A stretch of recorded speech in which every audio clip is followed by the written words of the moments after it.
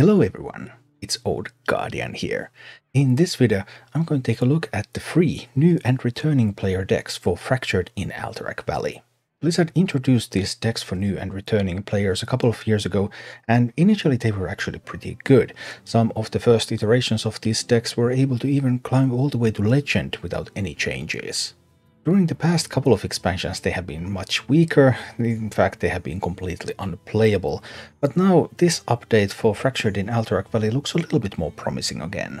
If you're a new player, you're going to get your deck when you climb through the apprentice ladder, and if you're a returning player, you will be prompted for the deck when you log into the game after you have not logged in for 120 days.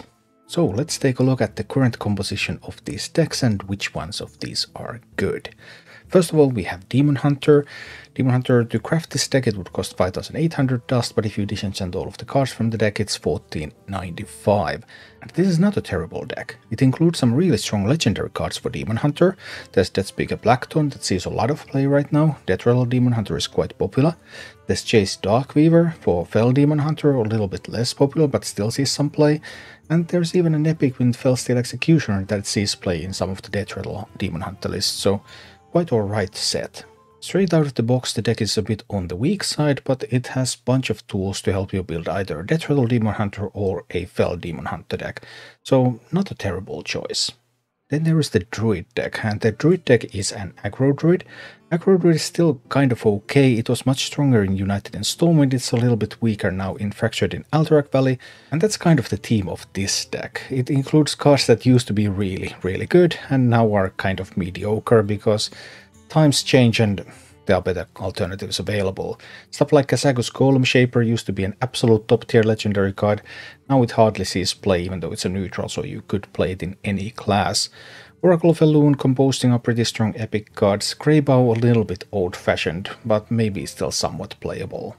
While this deck gives you some tools to build an Aggro Druid, and with Kazagos it gives you a neutral legendary, it's still not particularly good.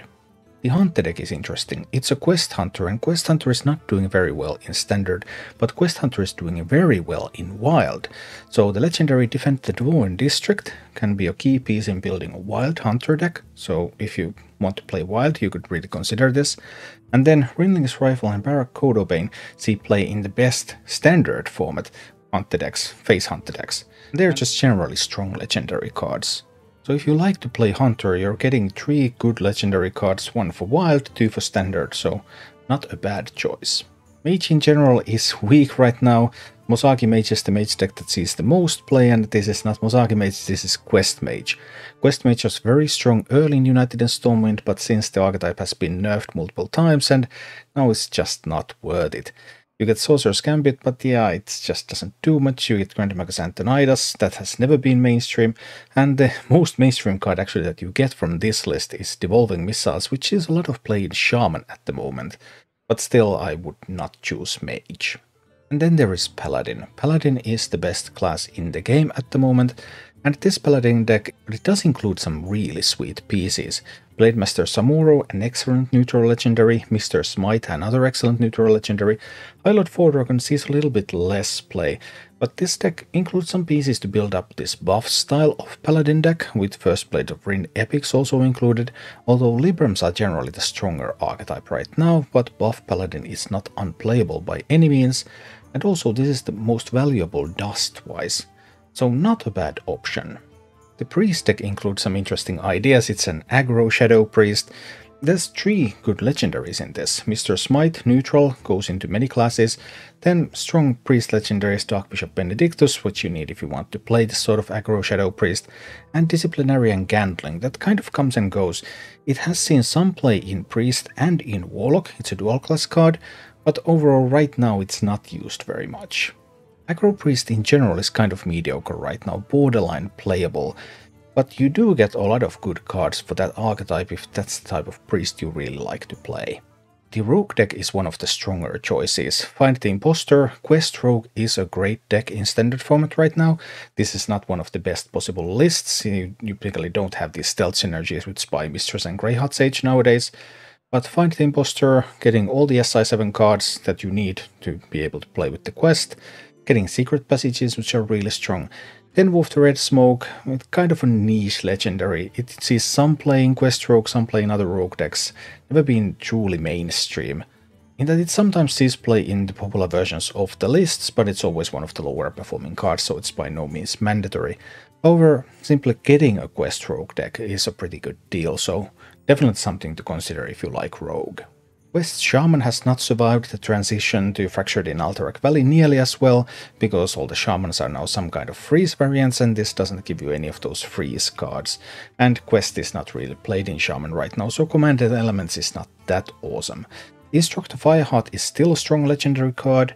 Overdraft is still a strong epic card if you go for the more aggro style of those decks, but other than that this doesn't provide too much. However, the Warlock deck really delivers.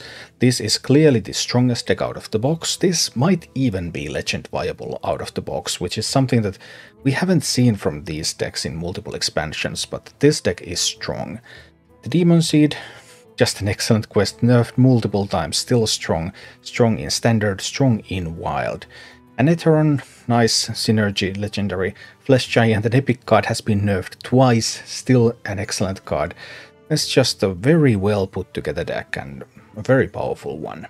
And then there is Warrior. It's a big Warrior, but big Warrior it's kind of a little bit below 50% win rate deck right now. Bulwark of Azinot, Rattlegore provoke some of the best Warrior cards, but this sort of control style Warrior decks just aren't all the rage right now.